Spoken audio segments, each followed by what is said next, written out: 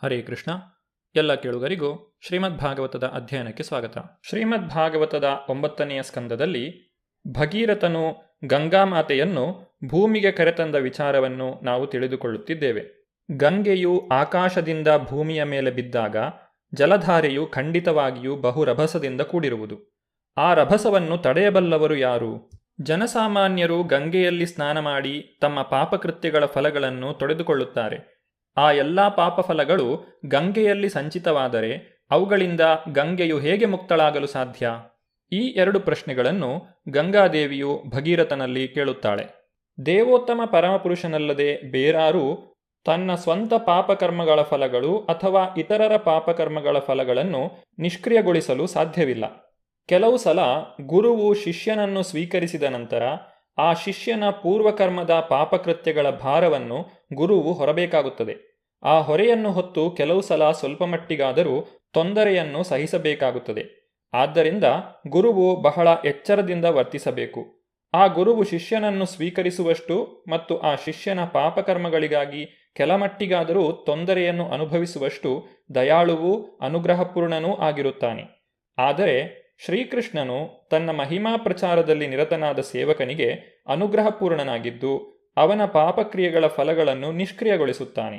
ಗಂಗಾಮಾತೆಯು ಕೂಡ ಜನಸಾಮಾನ್ಯರ ಪಾಪಫಲಗಳಿಗೆ ಅಂಜಿದಳು ಹಾಗೂ ಆ ಪಾಪಕ್ರಿಯೆಗಳ ಹೊರೆಯನ್ನು ಹೇಗೆ ನಿಭಾಯಿಸಬೇಕೆಂದು ಚಿಂತಾಕ್ರಾಂತಳಾದಳು.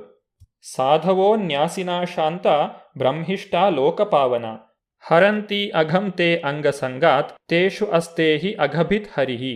ಗಂಗಾದೇವಿಯ ಪ್ರಶ್ನೆಗೆ ಭಗೀರಥನು ಈ ರೀತಿ ಉತ್ತರಿಸಿದನು. ಭಕ್ತಿ ಸೇವೆಯ ಮೂಲಕ ಸಾಧು ಪುರುಷರಾಗಿ ಸನ್ಯಾಸಾಶ್ರಮದಲ್ಲಿರುವವರು, ಪ್ರಾಪಂಚಿಕ ಅಪೇಕ್ಷಾರಹಿತರು, ಶುದ್ಧ ಭಕ್ತರು, ವೇದೋಕ್ತವಾದ ನಿಯಂತ್ರಣ ತತ್ವಗಳ ಪಾಲನೆಯಲ್ಲಿ ತಜ್ಞರು, ಸದಾ ಮಹಿಮಾವಂತರು, ಸದ್ವರ್ತಿಗಳೂ ಆಗಿದ್ದು ಪತಿತರನ್ನು ಉದ್ಧರಿಸಲು ಶಕ್ತರಾಗಿರುತ್ತಾರೆ. ಅಂತಹ ಶುದ್ಧ ಭಕ್ತರು ನಿನ್ನ ಜಲದಲ್ಲಿ ಸ್ನಾನ ಮಾಡಿದಾಗ ಇತರ ಜನರಿಂದ ಸಂಚಯಿತವಾದ ಪಾಪಫಲಗಳು ನಿರೋಧಿತವಾಗುತ್ತದೆ. ಅಂತಹ ಭಕ್ತರು ತಮ್ಮ ಹೃದಯದಲ್ಲಿ ಸಕಲ ಪಾಪಕರ್ಮ ಹರನಾದ ದೇವೋತ್ತಮ ಪರಮಪುರುಷನನ್ನು ನೆಲೆಗೊಳಿಸಿಕೊಂಡಿರುತ್ತಾರೆ. ಗಂಗೆಯು ಪ್ರತಿಯೊಬ್ಬರಿಗೂ ಸ್ನಾನ ಮಾಡಲು ಲಭ್ಯಳು. ಆದ್ದರಿಂದ ಬರೀ ಪಾಪಕರ್ಮಿಗಳು ಮಾತ್ರ ಗಂಗಾಜಲದಲ್ಲಿ ಸ್ನಾನ ಮಾಡುವುದಿಲ್ಲ. ಗಂಗಾ ನದಿಯು ಹರಿಯುವ ಹರಿದ್ವಾರ ಮತ್ತಿತರ ಪುಣ್ಯಕ್ಷೇತ್ರಗಳಲ್ಲಿ ಭಕ್ತರು, ಸಾಧುಪುರುಷರು ಗಂಗಾ ಸ್ನಾನ ಮಾಡುತ್ತಾರೆ. ಸನ್ಯಾಸಾಶ್ರಮದಲ್ಲಿ ಉತ್ಕೃಷ್ಟರಾದ ಸಾಧುಪುರುಷರು ಹಾಗೂ ಭಕ್ತರು ಗಂಗಾ ನದಿಯನ್ನು ಕೂಡ ಮುಕ್ತಗೊಳಿಸಬಲ್ಲರು. ತೀರ್ಥೀಕುರುವಂತಿ ತೀರ್ಥಾನಿ ಸ್ವಾಂತಸ್ತೇನ ಗದಾಭೃತ. ಸಾಧುಪುರುಷರು ತಮ್ಮ ಹೃದಯದಲ್ಲಿ ಸದಾ ಭಗವಂತನನ್ನು ನೆಲೆಗೊಳಿಸಿಕೊಂಡಿರುವುದರಿಂದ ಅವರು ಪವಿತ್ರ ಕ್ಷೇತ್ರಗಳನ್ನು ಪರಿಪೂರ್ಣವಾಗಿ ಸಕಲ ಪಾಪ ಪ್ರತಿಕ್ರಿಯೆಗಳಿಂದಲೂ ಶುದ್ಧಗೊಳಿಸಬಲ್ಲರು. ಆದ್ದರಿಂದ ಜನಸಾಮಾನ್ಯರು ಸಾಧುಪುರುಷರನ್ನು ಗೌರವದಿಂದ ಆದರಿಸಬೇಕು. ವ್ಯಕ್ತಿಯು ಸನ್ಯಾಸಿಯನ್ನು ಅಥವಾ ಭಕ್ತನನ್ನು ಕಂಡ ಕೂಡಲೇ ಆ ಪುಣ್ಯವಂತನಿಗೆ ಗೌರವವನ್ನು ಸಲ್ಲಿಸಬೇಕು. ಹಾಗೊಮ್ಮೆ ಗೌರವ ಸಮರ್ಪಣೆಯನ್ನು ಮರೆತ ಪಕ್ಷದಲ್ಲಿ ಆ ದಿನದ ಮಟ್ಟಿಗೆ ಉಪವಾಸ ಮಾಡಬೇಕು. ಇದು ವೇದಾಜ್ಞೆ. ಸಾಧುಪುರುಷನ ಅಥವಾ ಭಕ್ತನ ಚರಣಕಮಲಗಳಿಗೆ ಅಪರಾಧವೆಸಗುವುದನ್ನು ವ್ಯಕ್ತಿಯು ಅತಿ ಜಾಗ್ರತೆಯಿಂದ ನಿಗ್ರಹಿಸಿಕೊಳ್ಳಬೇಕು. ಪಾಪ ನಿವೃತ್ತಿಗೆ ಅಥವಾ ಪ್ರಾಯಶ್ಚಿತ್ತಕ್ಕೆ ವಿವಿಧ ವಿಧಾನಗಳಿವೆ. ಆದರೆ ಅವು ವ್ಯಕ್ತಿಯ ಪಾಪಕರ್ಮ ಫಲಗಳನ್ನು ಶುದ್ಧಗೊಳಿಸಲು ಸಾಕಾಗುವುದಿಲ್ಲ. ಭಕ್ತಿ ಸೇವೆಯಿಂದ ಮಾತ್ರ ವ್ಯಕ್ತಿಯು ಪಾಪಫಲಗಳಿಂದ ಶುದ್ಧನಾಗುವನು. ಅಜಾಮಿಳನ ಕಥೆಯಲ್ಲಿ ನಾವು ಈಗಾಗಲೇ ಇದನ್ನು ತಿಳಿದುಕೊಂಡಿದ್ದೇವೆ.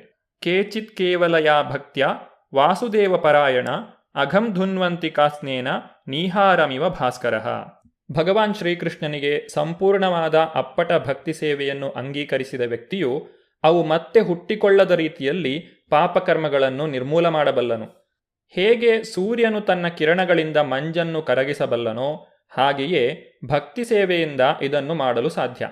ಭಕ್ತನ ರಕ್ಷಣೆಯಲ್ಲಿದ್ದು ಅವನಿಗೆ ಭಕ್ತಿಯೋಗ ಮಾರ್ಗದಲ್ಲಿ ಪ್ರಾಮಾಣಿಕವಾದ ಸೇವೆಯನ್ನು ಸಲ್ಲಿಸುವ ವ್ಯಕ್ತಿಯು ಖಂಡಿತವಾಗಿಯೂ ಸಕಲ ಪಾಪಫಲಗಳನ್ನು ನಿಷ್ಕ್ರಿಯಗೊಳಿಸುತ್ತಾನೆ. ಭಗೀರಥನು ತನ್ನ ಮಾತುಗಳನ್ನು ಮುಂದುವರಿಸಿದನು. ಉದ್ದಗಲಕ್ಕೂ ನೂಲುಗಳಿಂದ ನೇಯ್ದ ವಸ್ತ್ರದಂತೆ ಈ ಇಡೀ ಜಗತ್ತು ತನ್ನೆಲ್ಲ ಉದ್ದಗಲ ಸಹಿತ ದೇವೋತ್ತಮ ಪರಮಪುರುಷನ ವಿವಿಧ ಶಕ್ತಿಗಳ ಅಧೀನದಲ್ಲಿ ಸನ್ನಿವಿಷ್ಟವಾಗಿದೆ. ಮಹಾದೇವನಾದ ಶಿವನು ಪ್ರತಿಯೊಂದು ದೇಹದಲ್ಲಿ ಅಂತರ್ಗತವಾದ ಆತ್ಮನಲ್ಲಿನ ಪರಮಾತ್ಮನನ್ನು ಪ್ರತಿನಿಧಿಸುತ್ತಾನೆ. ಅವನು ನಿನ್ನ ರಭಸವಾದ ಅಲೆಗಳನ್ನು ತನ್ನ ಶಿರಸ್ಸಿನಲ್ಲಿ ಧಾರಣ ಮಾಡಬಲ್ಲನು. ಹೀಗೆಂದ ಬಳಿಕ ಭಗೀರಥನು ತಪಶ್ಚರ್ಯಗಳನ್ನಾಚರಿಸಿ ಶಿವನನ್ನು ತೃಪ್ತಿಗೊಳಿಸಿದನು. ಆಶುತೋಷನಾದ ಮಹಾದೇವನು ಬಹುಶೀಘ್ರವಾಗಿ ಭಗೀರಥನಲ್ಲಿ ಸುಪ್ರೀತನಾದನು. ಮಹಾದೇವನಾದ ಶಿವನು ಬಹಳ ಶೀಘ್ರದಲ್ಲಿ ಸುಪ್ರೀತನಾಗುತ್ತಾನೆ. ಆದ್ದರಿಂದ ಶಿವನಿಗೆ ಆಶುತೋಷನೆಂದು ಇನ್ನೊಂದು ಹೆಸರೂ ಇದೆ.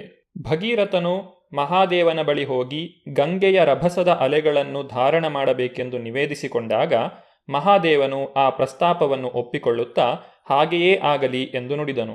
ಈ ರೀತಿಯಾಗಿ ಮಹಾಸಾಧುಪುರುಷನಾದ ಭಗೀರಥ ರಾಜನು ಸಕಲ ಪತಿತಾತ್ಮರನ್ನೂ ಉದ್ಧರಿಸಬಲ್ಲ ಗಂಗೆಯನ್ನು ತನ್ನ ಪಿತೃಗಳ ದೇಹಗಳು ಉರಿದು ಬೂದಿಯಾಗಿ ಬಿದ್ದಿದ್ದ ಸ್ಥಳಕ್ಕೆ ತಂದನು. ವಾಯುವೇಗವುಳ್ಳ ಕುದುರೆಯನ್ನೇರಿ ಮುಂದೆ ಸಾಗುತ್ತಿದ್ದ ಭಗೀರಥನನ್ನು ಗಂಗಾಮಾತೆಯು ಹಿಂಬಾಲಿಸಿ ಬರುತ್ತಾ ಅನೇಕ ರಾಜ್ಯಗಳನ್ನು ಪಾವನಗೊಳಿಸಿ ಸಗರಪುತ್ರರಾದ ಭಗೀರಥನ ಪಿತೃಗಳ ಚಿತಾಭಸ್ಮವಿದ್ದೆಡೆಯನ್ನು ತಲುಪಿದಳು. ಹೀಗೆ ಭಗೀರಥನ ಪಿತೃಗಳ ಚಿತಾಭಸ್ಮಕ್ಕೆ ಗಂಗಾಜಲ ಪ್ರೋಕ್ಷಣವಾಯಿತು. ಒಬ್ಬ ಮಹಾತ್ಮನನ್ನು ಅಪಮಾನಗೊಳಿಸಿದ್ದಕ್ಕಾಗಿ ಸಗರ ಮಹಾರಾಜನ ಪುತ್ರರ ದೇಹತಾಪವು ಹೆಚ್ಚಿ ಅವರು ಸುಟ್ಟು ಭಸ್ಮವಾದರು.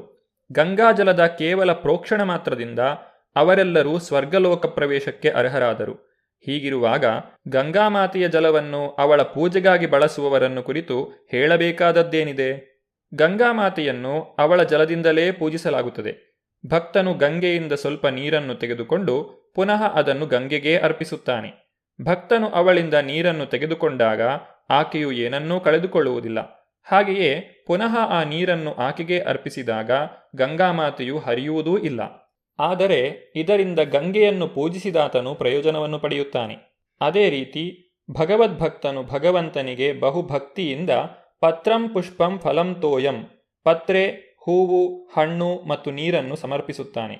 ಆದರೆ ಪತ್ರೆ, ಹೂವು, ಹಣ್ಣು ಹಾಗೂ ನೀರು ಈ ಎಲ್ಲವೂ ಭಗವಂತನಿಗೆ ಸೇರಿದ್ದಾಗಿದ್ದು ಭಕ್ತನು ತ್ಯಜಿಸುವಂತಹದ್ದಾಗಲಿ ಸ್ವೀಕರಿಸುವಂತಹದ್ದಾಗಲಿ ಏನೊಂದೂ ಇಲ್ಲ. ವ್ಯಕ್ತಿಯು ಭಕ್ತಿ ಪ್ರಕ್ರಿಯೆಯ ಪ್ರಯೋಜನವನ್ನು ಮಾತ್ರ ಪಡೆದುಕೊಳ್ಳಬೇಕು. ಭಕ್ತಿ ಪ್ರಕ್ರಿಯೆಯ ಅನುಸಾರವಾಗಿ ವರ್ತಿಸುವುದರಿಂದ ವ್ಯಕ್ತಿಯು ಕಳೆದುಕೊಳ್ಳುವುದೇನೂ ಇಲ್ಲ, ಆದರೆ ಪರಮಪುರುಷನ ಅನುಗ್ರಹವನ್ನು ಗಳಿಸುತ್ತಾನೆ. ಗಂಗಾಜಲವು ಅವರ ದಗ್ಧ ದೇಹಗಳನ್ನು ಸ್ಪರ್ಶಿಸಿದ ಮಾತ್ರದಿಂದಲೇ ಸಗರ ಮಹಾರಾಜನ ಪುತ್ರರು ಸ್ವರ್ಗಲೋಕಗಳಿಗೆ ಉನ್ನತಿ ಹೊಂದಿದರು. ಆದ್ದರಿಂದ ದೃಢವಾದ ವ್ರತ ಹಿಡಿದು ಶ್ರದ್ಧೆಯಿಂದ ಗಂಗಾಮಾತೆಯನ್ನು ಪೂಜಿಸುವ ಭಕ್ತರನ್ನು ಕುರಿತು ಹೇಳುವುದೇನಿದೆ? ಅಂತಹ ಭಕ್ತನಿಗೆ ದೊರೆಯುವ ಪ್ರಯೋಜನವನ್ನು ಊಹಿಸಿಕೊಳ್ಳಬಹುದಷ್ಟೇ. ಗಂಗಾಮಾತೆಯು ದೇವೋತ್ತಮ ಪರಮಪುರುಷನಾದ ವಾಮನದೇವನ ಪಾದಾಂಗುಷ್ಟ ಕಮಲದಿಂದ ಹೊರಹೊಮ್ಮುತ್ತಾಳಾಗಿ ವ್ಯಕ್ತಿಯನ್ನು ಐಹಿಕ ಬಂಧನಗಳಿಂದ ವಿಮೋಚನೆಗೊಳಿಸಲು ಶಕ್ತಳು. ಆದ್ದರಿಂದ ಆಕೆಯ ಬಗೆಗೆ ಇಲ್ಲಿ ವರ್ಣಿತವಾಗಿರುವುದರಲ್ಲಿ ಆಶ್ಚರ್ಯವೇನೂ ಇಲ್ಲ. ನದಿಯ ಸ್ನಾನ ಮಾಡುವ ಮೂಲಕ ಗಂಗಾಮಾತೆಯನ್ನು ಕ್ರಮತಪ್ಪದೆ ಪೂಜಿಸುವ ಯಾವೊಬ್ಬ ವ್ಯಕ್ತಿಯು ಒಳ್ಳೆಯ ಆರೋಗ್ಯವನ್ನು ಪಡೆದು ಕ್ರಮೇಣ ಭಗವದ್ಭಕ್ತನಾಗುತ್ತಾನೆಂಬುದು ಪ್ರತ್ಯಕ್ಷವಾಗಿ ಕಂಡುಬಂದಿದೆ. ಇದು ಗಂಗಾಜಲದಲ್ಲಿ ಸ್ನಾನ ಮಾಡುವುದರ ಪರಿಣಾಮ. ಗಂಗಾ ಸ್ನಾನವನ್ನು ಸಕಲ ವೇದಶಾಸ್ತ್ರಗಳು ಪ್ರತಿಪಾದಿಸಿವೆ. ಈ ಮಾರ್ಗದಲ್ಲಿ ನಡೆಯುವ ವ್ಯಕ್ತಿಯು ಖಂಡಿತವಾಗಿಯೂ ಸಕಲ ಪಾಪಕರ್ಮ ಪ್ರತಿಕ್ರಿಯೆಗಳಿಂದ ಸಂಪೂರ್ಣವಾಗಿ ಮುಕ್ತನಾಗುತ್ತಾನೆ. ಸಗರ ಮಹಾರಾಜನ ಪುತ್ರರು ಇದಕ್ಕೊಂದು ಪ್ರತ್ಯಕ್ಷ ಉದಾಹರಣೆ. ಗಂಗಾಜಲವು ಅವರ ದಗ್ಧ ದೇಹಗಳ ಭಸ್ಮವನ್ನು ಸ್ಪರ್ಶಿಸಿದ ಮಾತ್ರಕ್ಕೆ ಸಗರ ಪುತ್ರರು ಸ್ವರ್ಗಲೋಕಗಳಿಗೆ ಉನ್ನತಿ ಪಡೆದರು. ಐಹಿಕ ಕಾಮಾಪೇಕ್ಷೆಗಳಿಂದ ಸಂಪೂರ್ಣವಾಗಿ ಮುಕ್ತರಾದ ಮಹರ್ಷಿಗಳು ತಮ್ಮ ಮನಸ್ಸನ್ನು ಪೂರ್ಣವಾಗಿ ಭಗವತ್ ಸೇವೆಗೆ ಸಮರ್ಪಿಸುತ್ತಾರೆ. ಇಂತಹವರು ಪ್ರಯಾಸವಿಲ್ಲದೆ ಐಹಿಕ ಬಂಧನಗಳಿಂದ ಮುಕ್ತಿ ಪಡೆದು ದಿವ್ಯತ್ವದಲ್ಲಿ ನೆಲೆಸಿ ಭಗವಂತನ ಆಧ್ಯಾತ್ಮಿಕ ಗುಣಗಳನ್ನು ಆರ್ಜಿಸುತ್ತಾರೆ. ಇದು ದೇವೋತ್ತಮ ಪರಮಪುರುಷನ ಮಹಿಮೆ. ಶುಕದೇವ ಗೋಸ್ವಾಮಿಗಳು ಮುಂದಕ್ಕೆ ಖಟ್ವಾಂಗರಾಜನ ಕಥೆಯನ್ನು ಹೇಳುತ್ತಾರೆ. ಖಟ್ವಾಂಗರಾಜನು ಯುದ್ಧದಲ್ಲಿ ಅಜೇಯನಾಗಿದ್ದನು. ದೇವತೆಗಳು ಅಸುರರೊಂದಿಗೆ ನಡೆಸಿದ ಯುದ್ಧದಲ್ಲಿ ತಮ್ಮೊಂದಿಗೆ ಸೇರಿಕೊಳ್ಳುವಂತೆ ಖಟ್ವಾಂಗನಲ್ಲಿ ಭಿನ್ನವಿಸಿಕೊಳ್ಳಲು ಅವನು ಅವರ ಕದನದಲ್ಲಿ ನೆರವಾಗಿ ವಿಜಯವನ್ನು ತಂದಿತ್ತನು. ಬಹುವಾಗಿ ಸುಪ್ರೀತರಾದ ದೇವತೆಗಳು ರಾಜನಿಗೆ ವರವೊಂದನ್ನು ನೀಡಬಯಸಿದರು. ಆಗ ರಾಜನು ತನಗಿರುವ ಆಯಸ್ಸೆಷ್ಟು ಎಂದು ದೇವತೆಗಳನ್ನು ಕೇಳಲಾಗಿ ಅವನಿಗೆ ಇದ್ದದ್ದು ಇನ್ನು 1 ಮುಹೂರ್ತದ ಆಯಸ್ಸಷ್ಟೇ ಎಂದು ಅವರು ಉತ್ತರ ಕೊಟ್ಟರು. ಹೀಗಾಗಿ ಆ ರಾಜನು ಆ ಕ್ಷಣವೇ ತಾನಿದ್ದ ಸ್ಥಳವನ್ನು ಬಿಟ್ಟು ದೇವೋತ್ತಮ ಪರಮಪುರುಷನ ಪಾದಪದ್ಮಗಳಲ್ಲಿ ಮನಸ್ಸನ್ನು ತೊಡಗಿಸಿದನು. ಭಕ್ತಿ ಸೇವೆಯ ಆಚರಣೆಯಲ್ಲಿ ಮಹಾರಾಜ ಖಟ್ವಾಂಗನ ಉದಾಹರಣೆಯು ಜ್ವಲಂತವಾಗಿದೆ. ಅವನು ಒಂದು ಕ್ಷಣಕಾಲ ಮಾತ್ರ ಭಗವಂತನ ಭಕ್ತಿ ಸೇವೆಯನ್ನು ಮಾಡಿದರೂ ಕೂಡ ಭಗವದ್ಧಾಮಕ್ಕೆ ಉನ್ನತಿಯನ್ನು ಪಡೆದನು. ಆದ್ದರಿಂದ ವ್ಯಕ್ತಿಯು ಜೀವನದ ಆರಂಭದಿಂದಲೇ ಭಕ್ತಿ ಸೇವೆಯನ್ನು ಅಭ್ಯಾಸ ಮಾಡಿಕೊಂಡರೆ ಅವನು ನಿಸ್ಸಂಶಯವಾಗಿಯೂ ಭಗವದ್ಧಾಮಕ್ಕೆ ಮರಳುವನು. ಭಗವದ್ಗೀತೆಯಲ್ಲಿ ಅಸಂಶಯ ಎನ್ನುವ ಶಬ್ದವನ್ನು ಭಕ್ತನ ವರ್ಣನೆಗೆಂದು ಬಳಸಲಾಗಿದೆ. ಗೀತೆಯಲ್ಲಿ ಸ್ವತಃ ಭಗವಂತನೇ ಈ ರೀತಿಯಾಗಿ ಉಪದೇಶ ನೀಡುತ್ತಾನೆ. ಮಯ್ಯಾಸಕ್ತ ಮನಾಪಾರ್ಥ ಯೋಗಂ ಯುಂಜನ್ ಮದಾಶ್ರಯ ಅಸಂಶಯಂ ಸಮಗ್ರಂ ಮಾಂ ಯಥಾಜ್ಞಾಸಸಿ ತತ್ಶೃಣು. ದೇವೋತ್ತಮ ಪರಮಪುರುಷನ ಭಕ್ತಿ ಸೇವೆಯಲ್ಲಿ ತೊಡಗಿದಂತಹ ಖಟ್ವಾಂಗ ರಾಜನು ಹೇಗೆ ತನ್ನ ಜೀವನದ ಸಾರ್ಥಕತೆಯನ್ನು ಪಡೆದನು ಎಂಬುದನ್ನು ನಾವು ಮುಂದಿನ ಸಂಚಿಕೆಯಲ್ಲಿ ನೋಡೋಣ. ಧನ್ಯವಾದಗಳು. ಹರೇ ಕೃಷ್ಣ.